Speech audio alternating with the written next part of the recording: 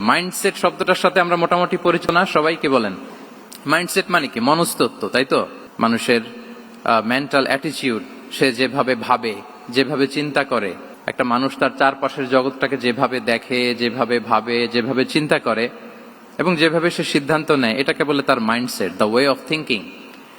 তো রাসূলুল্লাহ সাল্লাল্লাহু আলাইহি ওয়া আলিহি ওয়াসাল্লামের মাইন্ডসেট কেমন ছিল, তিনি বিভিন্ন সিচুয়েশনে কিভাবে এই সিচুয়েশনটাকে ডিল করতেন, ওনার অ্যাপ্রোচ কেমন ছিল, কোন পরিস্থিতিতে কিভাবে রিয়্যাক্ট করতেন, কিভাবে রেসপন্স করতেন, কিভাবে থিঙ্ক করতেন, কিভাবে ডিসিশন মেকিং করতেন, ওনার মাইন্ডসেটটা কেমন, দৃষ্টিভঙ্গি কেমন। আমরা অনেকে বলি না যে দৃষ্টিভঙ্গি বদলান তো জীবন বদলে যাবে, এটা বলি না আমরা? তার মানে এটা খুব গুরুত্বপূর্ণ, মাইন্ডসেট খুব গুরুত্বপূর্ণ।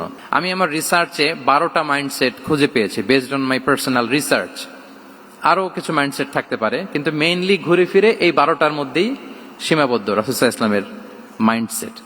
প্রথম হচ্ছে গড সেন্ট্রিক মাইন্ডসেট, 2 নম্বরে ভিশন ওরিয়েন্টেড, 3 নম্বরে উইজডম ড্রিভেন, 4 নম্বরে রিফর্ম সেন্ট্রিক, 5 নম্বরে ওপেন মাইন্ডেড, 6 নম্বর এন্টারপ্রেনাল, 7 নম্বর কনসিডারেট, 8 নম্বর ট্রান্সপারেন্ট, 9 নম্বর এপ্রিসিয়েটিভ, 10 নম্বর হচ্ছে ফ্লেক্সিবল, 11 নম্বর অপটিমিস্টিক, 12 নম্বর হচ্ছে রেজিলিয়েন্ট। এই 10টা mindset based on my research, আমার ক্ষুদ্র গবেষণায় আমি খুঁজে পেয়েছি যে রাসূল সাল্লাল্লাহু আলাইহি ওয়াসাল্লাম এই ধরনের মানসিকতার অধিকারী ছিলেন, এই অ্যাপ্রোচের অধিকারী ছিলেন। প্রথম যেই মাইন্ডসেটটা নিয়ে আমরা আলোচনা করব সেটা হচ্ছে গড সেন্ট্রিক মাইন্ডসেট বা আল্লাহ সেন্ট্রিক মাইন্ডসেট। অর্থাৎ রাসূল সাল্লাল্লাহু আলাইহি ওয়াসাল্লাম যে কোনো কাজে তিনি আল্লাহ তাআলাকে ফিল করতেন, আল্লাহ তাআলাকে তিনি অনুভব করতেন, ফিল করতেন। সবকিছু ছিল আল্লাহ তাআলা কেন্দ্রিক, যাই তিনি করতেন না কেন একজন মহান সত্তার সন্তুষ্টির জন্যই তিনি সেটা করতেন। তিনি কে? আওয়াজ করে বলুন, তিনি কে? আল্লাহ সুবহানাহু ওয়া তাআলা।